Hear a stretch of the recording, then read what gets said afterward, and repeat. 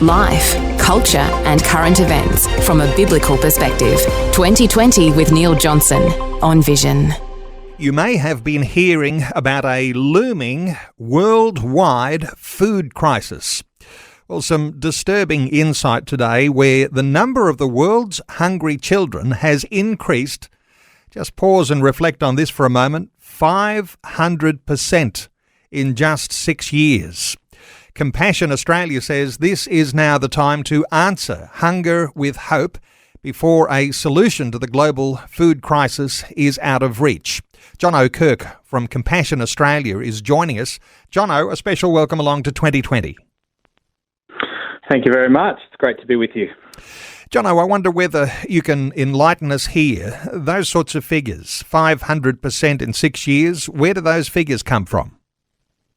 Yeah, those figures have been produced by the United Nations, and to put those in perspective, that's 10 times the population of Australia. So 276 million people around our world are now experiencing food insecurity. All right. Now, the reasons why food insecurity is becoming such a crisis, how do you identify what's been happening? They're obviously big things. They are big things. There are a few causes for this. We've had extreme weather events all around the world.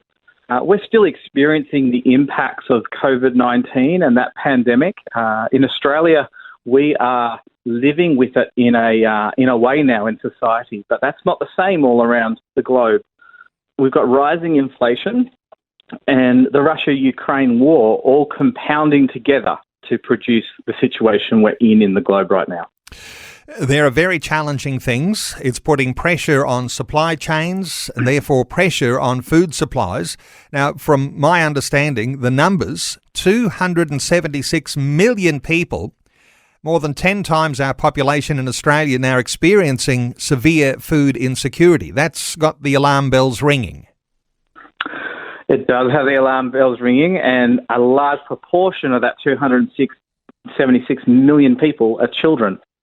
And for every 1 percentage point increase in food prices we see, because we're seeing that even here in our country, another 10 million people are thrown back into extreme poverty. Well, we're all feeling a little bit of pressure right now as the cost of living increases affects us here in Australia. Any thoughts here, Jono? The way it is so much more difficult for people, particularly in developing countries, where these sorts of things, when it hits, it throws entire families. People's lives go into all sorts of turmoil that we don't experience here. That's very true. We are all experiencing it in Australia. We're feeling the pinch of rising costs. But for families in poverty, the stakes are higher. This actually threatens to undermine decades of progress in the eradication of extreme poverty. And we see in countries like Kenya and Uganda and Burkina Faso, we've got families who are questioning, can they put food on the table? Now, some of your work is happening in the nation of Sri Lanka. Give us a demonstration here. What happens if you're listening to our conversation now thinking, how am I going to respond? There's a looming food crisis. Sri Lanka is a bit of a case study that you're working with insofar as your work with Compassion. Give us some insights into what's happening in Sri Lanka and what sort of difference you can make. Yeah, Neil, Sri Lanka is one of our closest neighbours, and we're hearing stories coming out of that country in Australia today about the challenges they face, the food, the economic challenges, the political crisis that's happening there. And the Compassion Australia has been working in Sri Lanka through our local church partners for a long time. We have been there since prior to the crisis. We're there during the crisis, and we'll be there long past that crisis as well. And for 50 Australian dollars, we're providing emergency food packs to some of these families that enable them to have that security of knowing that they have a food pack that will feed them for a month. And just to pause here, because Compassion works through local churches. So when you're supporting families because of a looming food crisis, and Sri Lanka's been in the news headlines as to how their economy has just collapsed. So Sri Lanka creates that sort of model, but $50 gets a food pack into the hands of families. That's correct. And this is not just Sri Lanka, but as you were indicating, there's a number of nations you mentioned, but this is actually a problem globally. So an indication here, which nations Compassion is working in? Yeah, so we are seeing heavily impacted countries in Kenya, Uganda, Burkina Faso, Haiti, Togo, and we're closely monitoring a number of other countries such as Ghana and the Dominican Republic, Rwanda, Bangladesh, and Indonesia. This is not just isolated to one country, but this is truly a global crisis that we're facing right now. For people who are on the edge, they're just doing okay, small changes can make a huge difference in whether their family survives. The World Bank warning that for each 1 percentage point increase in food prices, 10 million people thrown into extreme poverty. That's just almost hard to believe. It is hard to believe. It blows my mind when I see and read and stop and think and comprehend stats like that, and it reminds me of the blessing it is to live in a country such as Australia. Now, you mentioned $50 to get a food pack into the hands of one family. You're working in 25 countries around the world, something like 8,500 church partners. An awful lot more than a few $50 donations is going to be needed to continue to expand this good work that you're doing. That's right. This is going to require all of us to band together for this. We've got vulnerable children and families all around the world, and we want to support them through these challenging times and to flourish on the other side of them. And so we do want to answer hunger with hope, supporting the work of Compassion and other not-for-profits at this time as well. And some long-term goals. You're working on all sorts of things that can sustain a people, a nation, through the local church. We're excited about the fact that you work through the local churches because it gives the local churches an opportunity to extend that hand of help to their own communities. But what about long-term food security? How can you deal with that? Yeah, so Compassion's response is a twofold response, and we've talked about the emergency relief that we're providing in food packs.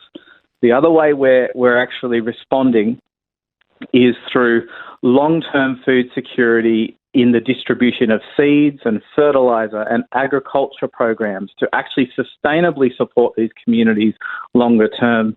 The second way we do that is actually through holistic child development and our child sponsorship program. And so sponsoring a child in one of these countries actually gives them that security in crisis such as this to know that their needs will be met. This long-term plan important because if you don't take action now, things are going to spiral out of control. Yes, that's right. And that's why we're responding in a way that actually wants to lift the profile of this. We don't want to see this get beyond reach, and that's why we're responding in the way we are in that twofold way. We're wanting to respond quickly with that emergency relief, but call people to also invest in the future of our planet and the people who live as our nearest neighbours by participating in giving to those critical needs or sponsoring a child.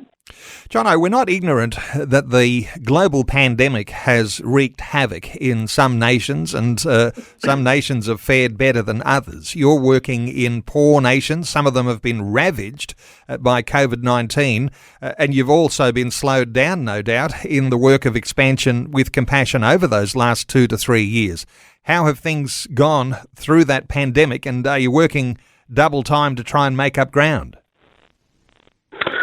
I'm so thankful for our partners all around the world, the 8,500 churches who we work and partner with in the 25 nations. The pandemic has thrown up its fair share of challenges, but they have been equal to the task. They've responded in new ways, in different ways, And we have continued to see growth in our programs, and we're really thankful for supporters all around Australia, all around the world, who've been continuing to be faithful in their giving to see the eradication of child poverty throughout the pandemic. Jono, listeners to our conversation might be most familiar with Compassion because you run a child sponsorship program. No doubt that's continuing, but you've got an extra disaster appeal that's going at the moment. How would you like people to support? Yeah, so they can support in two ways. And two immediate ways you can respond. Firstly, you can provide immediate food security for a family of 4 to 6 for a month. And that costs just $50 Australian, and you can support by donating through compassion.com.au and donating to our disaster critical need. The second way you can respond is through sponsoring a child. Sponsoring a child in one of these countries that we've talked about today, countries such as Burkina Faso, Ethiopia, Uganda, Sri Lanka. And just by sponsoring a child, you answer hunger with hope. Well, you've got a big following and a loyal following in the Christian community, and I'll encourage listeners to be a part of the endeavours that you have. Compassion Australia. Let's give the website as compassion.com.au. You mentioned there is a disaster critical need appeal, and there's also ongoing child sponsorship. So, Jono Kirk from Compassion Australia. Jono, thanks so much for updating us today on 2020. Thanks, Neil. It's been a pleasure to speak with you. Thanks for taking time to listen to this audio on demand from Vision Christian Media.